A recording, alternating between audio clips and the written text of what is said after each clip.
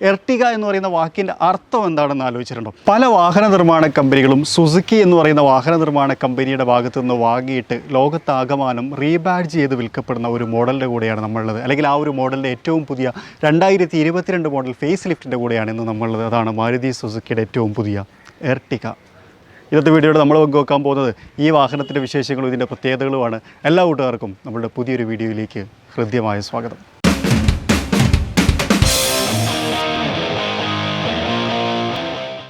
കഴിഞ്ഞ ചില വീഡിയോകളിൽ നമ്മൾ പറഞ്ഞതുപോലെ തന്നെ മാരുതി സുസുക്കി ഇപ്പോൾ ഉള്ളത് ശരിക്കും പറഞ്ഞാൽ വലിയ ഒരു അപ്ഡേഷൻ്റെ പാതയിലാണെന്ന് പറയാം. അതിൻ്റെ ഭാഗമായിട്ടാണ് 2022 മോഡൽ എർട്ടിക്കയും വാഹന വിപണിയിൽ എത്തിയിട്ടുള്ളത്.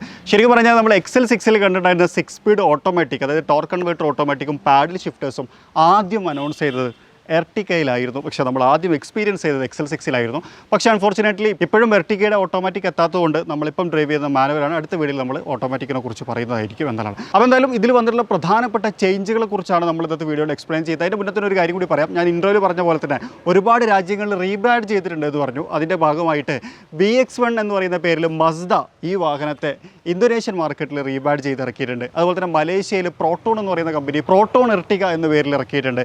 അതുപോലെ തന്നെ ടൊയോട്ട റൂമിയോൺ എന്ന് പറയുന്ന പേരിലും എർട്ടികയെ വാഹന വിപണിയിൽ അവതരിപ്പിച്ചിട്ടുണ്ട് എന്നുള്ളത് മറ്റൊരു രസകരമായിട്ടുള്ള കാര്യമായിട്ട് നമുക്ക് എടുത്തു പറയാം. അതുപോലെ തന്നെ എർട്ടിക എന്ന് പറയുന്ന വാക്കിൻ്റെ അർത്ഥം എന്താണെന്ന് ആലോചിച്ചിട്ടുണ്ടോ? അത് പറയുന്നതിന് മുമ്പ് ഞാൻ നിങ്ങൾക്ക് ഒരു പ്രൊഡക്റ്റിനെ പരിചയപ്പെടുത്താം. അതാണ് ഇൻവോൾവ് വണ്ടിൻ്റെ മസ്ക് എന്ന് പറയുന്ന എയർ പെർഫ്യൂം.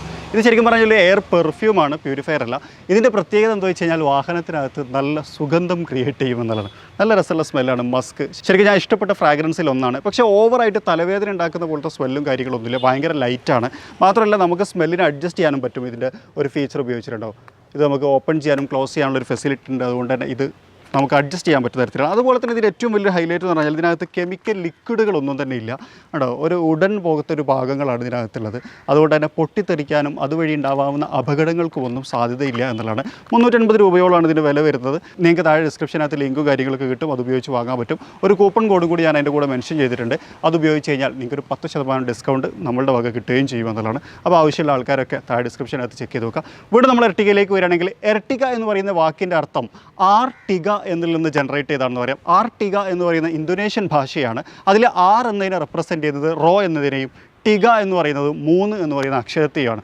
അപ്പോൾ അതിൻ്റെ അർത്ഥം എർട്ടിക എന്ന് പറഞ്ഞു കഴിഞ്ഞാൽ 3 റോ എന്നാണ്. അതായത് 3 റോകളുള്ള ഒരു വാഹനം. എല്ലാവർക്കും അറിയുന്നത് പോലെ തന്നെ എർട്ടിക ഒരു 7 സീറ്ററാണ് എന്ന് നമുക്ക് പറയാം. ഇനി നമുക്ക് പ്രധാനമായിട്ടും ഇതിൽ വന്നിട്ടുള്ള ചേഞ്ചുകളെ കുറിച്ച് പറയുകയാണെന്നുണ്ടെങ്കിൽ ഏറ്റവും വലിയ ചേഞ്ച് ഇതിനകത്തുള്ളത് ഏറ്റവും പുതിയ ഗ്രില്ലാണ് എന്ന് പറയാം. ഒരു വിങ് ഷേപ്പ്ഡ് ആയിട്ടുള്ള ഗ്രില്ലാണ്. ഇതിനെയാണ് കേട്ടോ വിങ് എന്ന് പറയുന്നത്.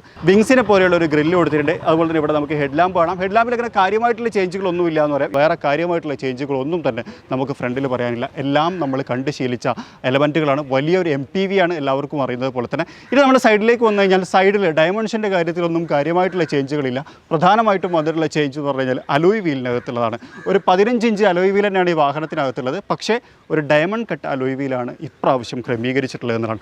ബാക്കി ഇതിനകത്തുള്ള ക്യാരക്ടർ ലൈൻസുകളും മറ്റു കാര്യങ്ങളും എല്ലാം സെയിമാണ്. യാതൊരുവിധ വ്യത്യാസവും ഇതിനകത്ത് കൊടുത്തിട്ടില്ല. ബാക്കിൽ വന്നിട്ടുള്ള ഏറ്റവും പ്രധാനപ്പെട്ട ചേഞ്ച് എന്ന് പറഞ്ഞാൽ ഇവിടെ നമുക്കൊരു ക്രോം സ്ട്രിപ്പ് കൊടുത്തിട്ടുണ്ട്. നമ്മൾ XL6 കണ്ടതുപോലെ തന്നെ ഇത്രയും ഭാഗം ഓപ്പൺ ആക്കിയിട്ടുള്ള തരത്തിലുള്ള ഒരു ക്രോം സ്ട്രിപ്പ് തന്നെയാണ്. അതുപോലെ തന്നെ നേരത്തെ ഉണ്ടായിരുന്ന ഇവിടുത്തെ ഒരു ക്രോം സ്ട്രിപ്പിനെ എടുത്ത് ഒഴിവാക്കിയിട്ട് അത് ബോഡി കളേർഡ് ആക്കിയിട്ടുണ്ട്. ഇതാണ് റിയറിൽ വന്നിട്ടുള്ള പ്രധാനപ്പെട്ട ചേഞ്ച്.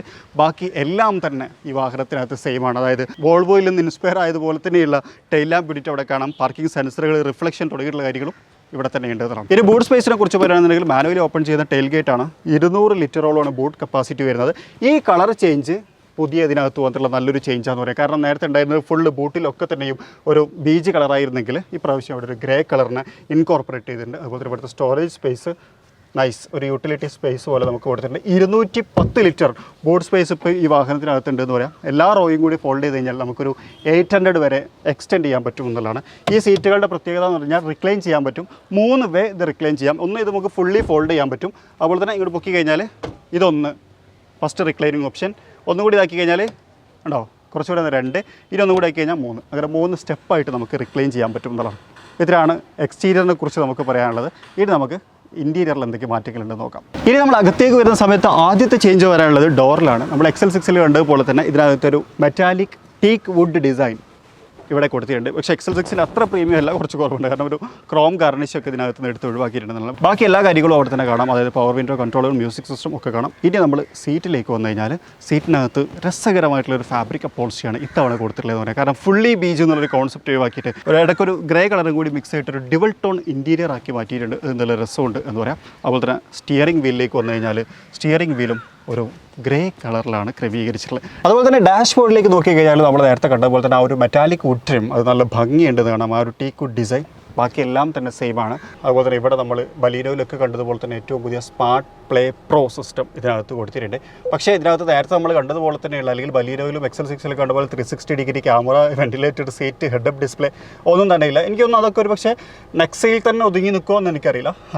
ഇതിനകത്തേക്ക് വന്നാലേ നമുക്ക് അതിനെക്കുറിച്ച് പറയാൻ പറ്റുള്ളൂ. എന്തായാലും നമുക്ക് നോക്കാം. 40+ കണക്റ്റിംഗ് ഫീച്ചേഴ്സ്, അതായത് നമ്മൾ സുസുക്കി കണക്റ്റ് ഇതിനകത്ത് കൊടുത്തിട്ടുണ്ട്. ഇത് നമ്മുടെ ഇൻസ്ട്രുമെൻറ്റ് ക്ലസ്റ്റർ അനലോഗും അതുപോലെ തന്നെ ഒരു ഡിജിറ്റലും കൂടി ചേർന്നിട്ടുള്ളതാണ്. ചെറിയൊരു ഡിജിറ്റൽ ഭാഗം ഇതിനകത്ത് കാണാം. അതിനകത്ത് നമ്മൾ ഹൈബ്രിഡ് സിസ്റ്റത്തിൻ്റെ കൺട്രോളും കാര്യങ്ങളൊക്കെ കാണാം. എപ്പോഴും നമ്മൾ പറയുന്നത് പോലെ തന്നെ ഇതൊരു സ്മാർട്ട് ഹൈബ്രിഡ് സിസ്റ്റത്തോടു കൂടി വന്നിട്ടുള്ളതാണ്. അതായത് ഒരു മൈൽഡ് ഹൈബ്രിഡ് സിസ്റ്റം. അതിനകത്ത് 2 ബാറ്ററികളുണ്ട്. ഒന്ന് ലെഡ് ആസിഡ് ബാറ്ററിയും അതുപോലെ തന്നെ lithium ion battery. As usual drive ചെയ്യുന്ന സമയത്ത് കുറച്ചുകൂടി പവർഫുൾ കംഫർട്ട് റൈഡ് കിട്ടാൻ വേണ്ടിയിട്ട് സഹായിക്കും. ടോർക്ക് അസിസ്റ്റാണ് പ്രധാനമായിട്ടും ഈ കാര്യങ്ങൾ ചെയ്യുന്നത് എന്നതാണ്. ഇനി നമ്മളിരിക്കുന്നത് സെക്കൻഡ് റോയിലാണ്. അത്യാവശ്യം നല്ല സ്പേസ് ഉള്ളൊരു സെക്കൻഡ് റോ എന്ന് തന്നെ പറയാം. 3 ആളുകൾക്ക് ഇരിക്കാം.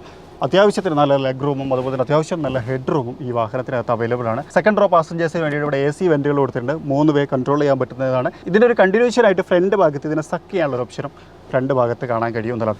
ആംബ്രസ്റ്റ് കൊടുത്തിട്ടുണ്ട്. ആംബ്രസ്റ്റിനകത്ത് കപ്പ് ഹോൾഡറുകളൊന്നും കൊടുത്തിട്ടില്ല. ഇവിടെ നമുക്കൊരു ചാർജിങ് പോർട്ടും കൊടുത്തിട്ടുണ്ട്. വേറെ ഒരു ചെറിയ സ്റ്റോറേജ് സ്പേസും ആണ് ബാക്ക് സൈഡിലുള്ളത്. സീറ്റിനെ കുറിച്ച് പറയുന്ന സമയത്ത് ഫാബ്രിക് അപ്പോൾസി ആണെങ്കിലും അത്യാവശ്യം നല്ല കംഫർട്ടായിട്ട് നമുക്ക് ഇരിക്കാൻ പറ്റുന്നുണ്ട്. 2 ഹെഡ് റെസ്റ്റുകൾ മാത്രമാണ് കൊടുത്തിട്ടുള്ളത്. 3 ആൾക്കാർക്ക് ഇരിക്കാമെന്ന് നമ്മൾ പറയുന്ന സമയത്ത് പോലും. സെക്കൻഡ് റോയിലേക്കുള്ള എൻട്രൻസ് എന്ന് പറഞ്ഞാൽ ഇവിടെ ഒരു ഭാഗമുണ്ട്. ഇതൊന്നും കൂടെ വലിച്ചു കൊടുത്തിട്ട് ഇങ്ങോട്ട് പുഷ് ചെയ്യുന്നതാണ്. കുഴപ്പമൊന്നുമില്ല, നമുക്ക് വലിയ എഫർട്ടൊന്നും എടുക്കാതെ പുഷ് ചെയ്യാവുന്ന കുറച്ച് മസിൽ വേണം എന്നുള്ളതാണ്. ഇത് കയറുന്നത് ഈസിയാണ്, സിമ്പിൾ, നമുക്ക് കയറിയിരിക്കാം. ഇപ്പോൾ ഞാനിരിക്കുന്നത് തേർഡ് റോയിലാണ്. ഒരു ഫാമിലി എന്നൊരു കൺസെപ്റ്റ് ആലോചിച്ച് നോക്കുന്ന സമയത്ത് വളരെ കൺവീനിയൻ്റ് ആയിട്ടുള്ളൊരു സ്പേസ് തന്നെയാണെന്ന് പറയാം.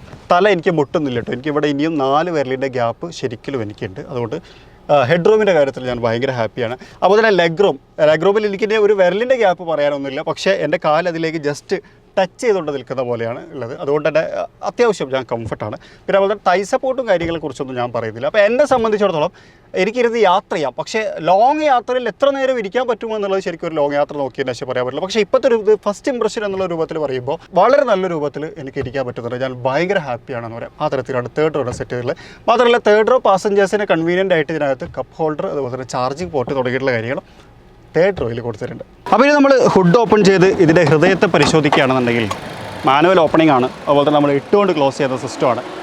ഇൻസുലേഷനും കാര്യങ്ങളും കൊടുത്തിട്ടുണ്ട്. കുറച്ച് റിഫൈൻഡ് ആയിട്ടുള്ളൊരു എഞ്ചിൻ ഫീൽ നമുക്ക് കിട്ടുന്നുണ്ട്. ബാക്കി നമുക്ക് ഡ്രൈവ് ചെയ്യുമ്പോൾ NVH ലെവൽ കൂടി ഒന്ന് പരിശോധിക്കണം. ഇതാണ് ഏറ്റവും പുതിയ K15 സീരീസിലെ എഞ്ചിൻ. ഏറ്റവും പുതിയ എന്ന് പറയണം, കാരണം ഏറ്റവും പുതിയ ജനറേഷനിൽ ഉൾപ്പെടുന്ന K15 സീരീസ് എഞ്ചിനാണ് ഈ വാഹനത്തിനകത്ത് കൊടുത്തിട്ടുള്ളത്. ഒരു 1.5 ലിറ്റർ DualJet VVT എഞ്ചിൻ അതാണ് ഇതിനകത്ത് പ്ലേസ് ചെയ്തിട്ടുള്ളത്. 103 ഇതിൻ്റെ ഹോഴ്സ് പവർ എന്ന് പറയാം. 136 Nm ടോർക്കുമാണ് ഈ വാഹനം ഉൽപ്പാദിപ്പിക്കുന്നത്. ഇനി ഇതിൻ്റെ പ്രൈസിനെ കുറിച്ച് പറയണം. അതുപോലെ തന്നെ ഇത് എത്രമാത്രം മൈലേജ് കിട്ടുമുള്ളതെന്ന് പറയാം. അപ്പോൾ നമുക്ക് ഒന്ന് ഡ്രൈവ് ചെയ്ത് നോക്കാം. ഡ്രൈവ് ചെയ്ത് നോക്കുന്ന സമയത്ത് ഇത്തരം വിശേഷങ്ങൾ കൂടി നമുക്ക് ചർച്ച ചെയ്യാം.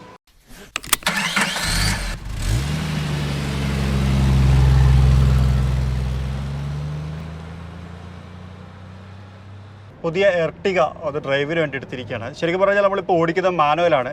ഓട്ടോമാറ്റിക്കാണ് ശരിക്കും ഇതിൽ വന്നിട്ടുള്ള വലിയൊരു അപ്ഡേഷൻ എന്ന് പറയാം. കാരണം പാഡിൽ ഷിഫ്റ്റേഴ്സ് വന്നു. അതോടൊപ്പം തന്നെ ഒരു ടോർക്ക് കൺവേർട്ടർ ഓട്ടോമാറ്റിക് 6 സ്പീഡ് ആക്കിയിട്ട് വന്നു എന്നുള്ളത്. നേരത്തെ അതൊരു 4 സ്പീഡായിരുന്നു. അതൊരു വലിയ വ്യത്യാസം തന്നെയാണ്. അത് ശരിക്കും ഇപ്പം നമുക്ക് എക്സ്പീരിയൻസ് ചെയ്യാൻ അവസരം കിട്ടിയിട്ടില്ല. പക്ഷേ അതേ ഗിയർ ബോക്സ് നമ്മൾ XL6 എക്സ്പീരിയൻസ് ചെയ്തിട്ടുണ്ടായിരുന്നു. ഇത് നമ്മൾ എർട്ടിക്കയിലേക്ക് വരാം. എർട്ടിക്കയുടെ കേസിൽ നേരത്തെ ഉണ്ടായിരുന്ന എഞ്ചിനിൽ നിന്ന് വന്നിട്ടുള്ള പ്രധാനപ്പെട്ട ഒരു വ്യത്യാസം ഫസ്റ്റ് ഇംപ്രഷനിൽ എനിക്ക് ഫീൽ ചെയ്തത് നോയ്സ് ഭയങ്കരമായിട്ട് കുറഞ്ഞിട്ടുണ്ട്. അതായത് കുറച്ചുകൂടി റിഫൈൻഡ് ആയിട്ടുള്ള ഒരു എഞ്ചിൻ ആയിട്ടുണ്ട് എന്നുള്ളതാണ്. അതൊരു നല്ല വ്യത്യാസമാണ്. പിന്നെ അതുപോലെ തന്നെ മാനുവൽ ഗിയർ ബോക്സും നല്ല ഒരു ഗിയർ ബോക്സ് ആയിട്ട് എനിക്ക് തോന്നുന്നത്. കാരണം ഷിഫ്റ്റിംഗ് ഒക്കെ വളരെ ഈസിയാണ്. സ്മൂത്ത് ആയിട്ടുള്ള ക്ലച്ചാണ്.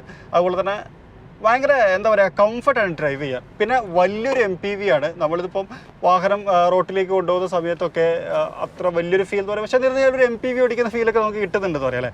ആ തരത്തിലാണ് ഉള്ളത്. സസ്പെൻഷനും അത്യാവശ്യം ഭയങ്കര സ്മൂത്താണ്. ഇപ്പോൾ നമ്മളൊരു ചെറിയ റോട്ടിലേക്ക് കയറാൻ വേണ്ടി വന്നൊരു ബാഡ് റോഡിൻ്റെ സിറ്റുവേഷൻ ഒന്നും വലിയ കാര്യമായിട്ട് ഇതിനകത്തേക്ക് എഫക്റ്റ് ചെയ്യുന്നില്ല എന്നുള്ളതാണ്. ശരിക്കും ഇന്ത്യൻ മാർക്കറ്റ് ഒരു SUV-യുമായിട്ട് ഇങ്ങനെ മുന്നോട്ട് പോയിക്കൊണ്ടിരിക്കുന്ന സമയത്ത് MPV-ൻ്റെ റോള് നമുക്ക് ഒരിക്കലും ഒഴിവാക്കാൻ പറ്റില്ല. കാരണം ഇന്ത്യ എന്ന് പറഞ്ഞു കഴിഞ്ഞാൽ ഇന്ത്യൻ കൾച്ചർ ഭയങ്കരമായിട്ട് ഫാമിലി ഓറിയൻറ്റഡ് ആണ്. ഒരു ഫാമിലിയിൽ, അതായത് ഓരോ ഫാമിലിയിലും ഒരുപാട് ആളുകളുള്ള വലിയ ഫാമിലികളുള്ള ഒരു രാജ്യമാണ് ഇന്ത്യ. ആ രാജ്യത്ത് MPV-കൾക്ക് ഭയങ്കരമായിട്ടുള്ള റോളുണ്ട്. 7 ആളുകളെയും 8 ആളുകളെയും ഒക്കെ കൊള്ളാൻ പറ്റുന്ന വാഹനങ്ങൾക്ക് വലിയ റോളുകളുണ്ടെന്ന് പറയാം. ആ റോള് ഭയങ്കര ബ്രില്യൻ്റ് ആയിട്ട് കഴിഞ്ഞ വർഷങ്ങളായിട്ട്, അതായത് 2012-ലാണ് എർട്ടിക വാഹന വിപണിയിലേക്ക് വന്നത്. അപ്പോൾ ഒരു കാര്യം കൂടി പറയാം, നമ്മളുടെ ചാനലിലെ ഫസ്റ്റ് വീഡിയോ എർട്ടിഗയുടെ ഫേസ് ലിഫ്റ്റ് വന്ന സമയത്ത്, എനിക്ക് തോന്നുന്നു 2019 ഫേസ് ലിഫ്റ്റ് വന്ന സമയത്താണ് നമ്മൾ ആദ്യമായിട്ട് എന്തുകൊണ്ടൊരു ചാനൽ തുടങ്ങിക്കൂടാ എന്നുള്ള ആലോചന ഉണ്ടാവുകയും അങ്ങനെ ആദ്യമായിട്ട് എർട്ടിക, അന്ന് ഞാൻ എപ്പോഴും പറയുന്ന പോലെ തന്നെ മോട്ടോസിലെ ഒരു സ്റ്റാഫിനെ വെച്ചായിരുന്നു, നമ്മൾ ഷമീം ബ്രോനെ വെച്ചിട്ടായിരുന്നു നമ്മൾ ആ വീഡിയോ ചെയ്തിട്ട് കഴിയുന്നത്. അപ്പോൾ നിങ്ങൾക്ക് ഇപ്പോഴും നോക്കിയാൽ കാണാം ഫസ്റ്റ് വീഡിയോ അതാണ്. ആ ഒരു വീഡിയോ ആണ് നമുക്ക് കോൺഫിഡൻസ് തന്നത്, അത് പറയാതിരിക്കാൻ പറ്റില്ല. അപ്പോൾ വീണ്ടും എർട്ടിഗയിലേക്ക് വന്നു കഴിഞ്ഞാൽ 2012 മുതൽ ആ ഒരു ഫാമിലി സെഗ്മെൻറ്റ് ഭയങ്കര ബ്രില്യൻ്റ് ആയിട്ട് കൈകാര്യം ചെയ്തുകൊണ്ടിരിക്കുന്ന ഒരു വാഹനമാണ് എർട്ടിക എന്ന് പറയുന്നത്. ഒരുപാട് വിശ്വസ്തരായിട്ടുള്ള കസ്റ്റമേഴ്സ് ഉണ്ട്, ഒരുപാട് ആളുകൾ ഇഷ്ടത്തോടെ ഇപ്പോഴും ഇത് ഉപയോഗിക്കുന്നുണ്ട്. ബഡ്ജറ്റീവ് ആയിട്ടുള്ള പ്രൈസിൽ ഒരുപാട് ആളുകളെ ട്രാവൽ ചെയ്യിപ്പിക്കാൻ പറ്റുന്ന രീതിയിൽ, എന്നാൽ വളരെ നല്ല മൈലേജുള്ള ഒരു വാഹനമായിട്ടാണ് എർട്ടിഗയെ ഒരുപാട് ആളുകൾ സ്വീകരിച്ചത്. അപ്പോൾ എത്രയാണ് വില എന്ന് ചോദിച്ചു കഴിഞ്ഞാൽ 8,30,000 രൂപ മുതൽ 12,15,000 രൂപ വരെയാണ് ഇതിൻ്റെ വേരിയൻറ്റ് പ്രൈസ് വരുന്നത്. ഏറ്റവും ടോപ്പ് വേരിയൻ്റ് ആണ് വരുന്നത്. ഇപ്പോൾ നമ്മൾ ഓടിച്ചുകൊണ്ടിരിക്കുന്ന ഏറ്റവും ടോപ്പ് വേരിയൻ്റ് ആയിട്ടുള്ള ZXi പ്ലസ് എന്ന് പറയുന്ന വേരിയൻ്റ് ആണ്. മാനുവൽ ട്രാൻസ്മിഷനകത്ത് 20.51 km/L ആണ് ഫ്യൂൽ എഫിഷ്യൻസി വരുന്നത്. അത് ഓട്ടോമാറ്റിക്കിലേക്ക് വരുന്ന സമയത്ത് 20.30. അപ്പോൾ 7 ആളുകളെ കൊള്ളുന്ന ഒരു വലിയ വാഹനം എന്ന് പറയുമ്പോൾ, അതായത് 4 മീറ്ററിന് മുകളിലുള്ളൊരു വാഹനം 20 കിലോമീറ്റർ മൈലേജ് എന്ന് പറഞ്ഞു കഴിഞ്ഞാൽ ഇന്ത്യൻ ഇപ്പോഴത്തെ ഒരു സിറ്റുവേഷനിൽ പെട്രോളിന് വില കൂടിക്കൊണ്ടിരിക്കുന്ന സമയത്ത് അതൊരു വലിയ ഫിഗർ തന്നെയാണ്. ഒരിക്കലും അതിനെ മോശം എന്ന് പറയാൻ പറ്റില്ല, കാരണം അത്രയും വില കൂടിക്കൊണ്ടിരിക്കുകയാണ് പെട്രോളിന്. ഡീസൽ എഞ്ചിൻ മാരുതി കുറച്ചായിട്ട് നിർത്തി, പക്ഷേ വീണ്ടും ഡീസൽ എഞ്ചിനുകൾ വരുമെന്നുള്ളൊരു പ്രതീക്ഷ ഇപ്പോഴും നമുക്ക് കിട്ടിക്കൊണ്ടിരിക്കുന്നു എന്നുള്ളതാണ്. ഇനി നമുക്ക് പറയാനുള്ളത് സേഫ്റ്റി ഫീച്ചേഴ്സിനെ കുറിച്ചാണ്. മാരുതി കുറച്ചുകൂടി ബിൽഡ് ക്വാളിറ്റിയുള്ള വാഹനങ്ങൾ വന്നു തുടങ്ങി, ബലീനൊക്കെ അങ്ങനെയാണ്. അതേപോലെ തന്നെ 4 എയർ ബാഗുകൾ ബേസ് വേരിയൻറ്റ് മുതൽ ഇതിനകത്ത് വെച്ച് തുടങ്ങിയിട്ടുണ്ട് എന്നുള്ളതും, അതുപോലെ തന്നെ ABS, CBD, hill hold diesel control, അതുപോലെ തന്നെ ഓട്ടോ ഐഡിൽ സ്റ്റാർട്ട് സ്റ്റോപ്പ് തുടങ്ങിയിട്ടുള്ള കാര്യങ്ങളൊക്കെ ഉണ്ട്. അതേപോലെ തന്നെ സ്മാർട്ട് ഹൈബ്രിഡ് ആണ്, അതുകൂടി നമ്മൾ പറഞ്ഞിട്ടുണ്ട്. ലിഥിയം ബാറ്ററിയുടെ കാര്യങ്ങളൊക്കെ, അതുകൊണ്ട് തന്നെ ഒരു ടോർക്ക് അസിസ്റ്റ് കിട്ടുന്നതുകൊണ്ട് തന്നെ ഇനീഷ്യൽ ഫുൾ ത്രോട്ടിലൊക്കെ കൊടുത്ത് ഡ്രൈവ് ചെയ്യുന്ന സമയത്ത് നമുക്ക് നല്ലൊരു ഡ്രൈവ് ക്വാളിറ്റി കിട്ടാനത് സഹായിക്കും എന്നുള്ളതാണ്. ഇത് നമുക്കിതൊന്ന് ഫുൾ ആക്സലറേഷൻ കൊടുത്തൊന്ന് എടുത്തു നോക്കണം. ഞാനൊന്നിവിടെ നിർത്തുകയാണ്. അപ്പോൾ നമ്മളൊന്ന് ആക്സലറേഷൻ കൊടുക്കാൻ പോലെ സെക്കൻഡ് ഗിയർ അടിപൊളി. സെക്കൻഡ് ഗിയറിൽ നല്ല RPM, നമ്മൾ ഏകദേശം 5000 RPM-ലേക്ക് കയറ്റി വന്നു. അതുകൊണ്ടും ഒരു പ്രശ്നമില്ല. നോയ്സ് ഭയങ്കര ബാലൻസ്ഡാണ്. ഒരു മോശമെന്ന് നമുക്ക് ഒരിക്കലും പറയാൻ പറ്റില്ല, അത്തരത്തിലാണ്. അതായത് ക്യാബിനകത്തേക്ക് കേൾക്കുന്നില്ല എന്നുള്ളതല്ല, പക്ഷേ കേൾക്കുന്നതിനൊരു മര്യാദ ഒക്കെ ഉണ്ട്, അങ്ങനെ പറയാം. അത് നല്ലൊരു കാര്യമായിട്ട് എനിക്ക് തോന്നി. പ്രത്യേകിച്ച് നമ്മൾ ഫാമിലിയൊക്കെ ആയിട്ട് യാത്ര ചെയ്യുന്ന സമയത്ത് പരസ്പരം സംസാരിച്ച് പോകുമ്പോഴൊന്നും ഇത്തരം സൗണ്ടുകളൊന്നും ഇറിറ്റേഷൻ ക്രിയേറ്റ് ചെയ്യില്ല എന്നുള്ളതാണ്. അപ്പോളേ ഞാനൊന്ന് AC ഒക്കെ ഓഫ് ചെയ്തിട്ടുണ്ട്. ഇപ്പോൾ വണ്ടി ഫസ്റ്റ് ഗിയറിലുള്ളത്. അപ്പോൾ ഞാനൊന്ന് ആക്സലേഷൻ കൊടുക്കണം. 5000 RPM ആണ് ഫസ്റ്റ് ഗിയറിൽ ഞാൻ വലിപ്പിച്ചത്, അതുകൊണ്ടാണ് അത്ര നോയ്സ്. എന്നാലും അതൊരു മര്യാദയുള്ള നോയ്സ് തന്നെയാണെന്ന് പറയാം. ഉണ്ടോ? സെക്കൻഡ് ഗിയറിൽ 6200, അതായത് റെഡ് ലൈൻ വരെ എത്തിയിട്ടുണ്ട്. എന്നിട്ടും അത്രമാത്രമാണ് നോയ്സ് ഉള്ളത്. അപ്പം NVH ലെവൽ അത്യാവശ്യം നന്നായിട്ടുണ്ട്. അതായത് നോയ്സ്, എൻജിൻ നോയ്സിൻ്റെ ഭാഗത്ത് നിന്ന് നല്ലൊരു ബാലൻസിങ്, റിഫൈൻമെൻറ്റ് വന്നിട്ടുണ്ട് എന്നുള്ളത് മാരുതി അവകാശപ്പെടുന്ന കാര്യം സത്യമാണ് എന്നുള്ളതാണ്.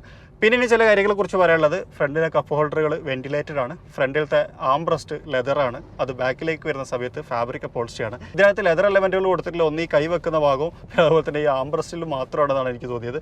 ബാക്കിയെല്ലാം കുഴപ്പമൊന്നുമില്ല. അതായത് പക്ക പ്ലാസ്റ്റിക് എന്ന് പറയാൻ പറ്റില്ല, പക്ഷേ തീർന്നു കഴിഞ്ഞാൽ പ്ലാസ്റ്റിക് തന്നെയാണ്. അതിനകത്തൊരു സോഫ്റ്റ്നെസ് കൊണ്ടുവന്നിട്ടുണ്ട്. മെറ്റീരിയൽസ് കാര്യങ്ങളൊക്കെ ക്വാളിറ്റിയുള്ള ഒരു ഫിറ്റ് ആൻഡ് ഫിനിഷ് ഫീൽ ചെയ്യുന്നുണ്ട്. കാര്യമായിട്ടുള്ള ഒരു അപ്ഗ്രഡേഷൻ എന്ന് പറയുമ്പോൾ മോറോവർ നേരത്തെ ഉണ്ടായിരുന്ന എർട്ടിഗയുമായിട്ട് ഒരുപാട് സാമ്യങ്ങളുണ്ട്, ചെറിയ ചെറിയ വ്യത്യാസങ്ങൾ മാത്രമാണുള്ളത്.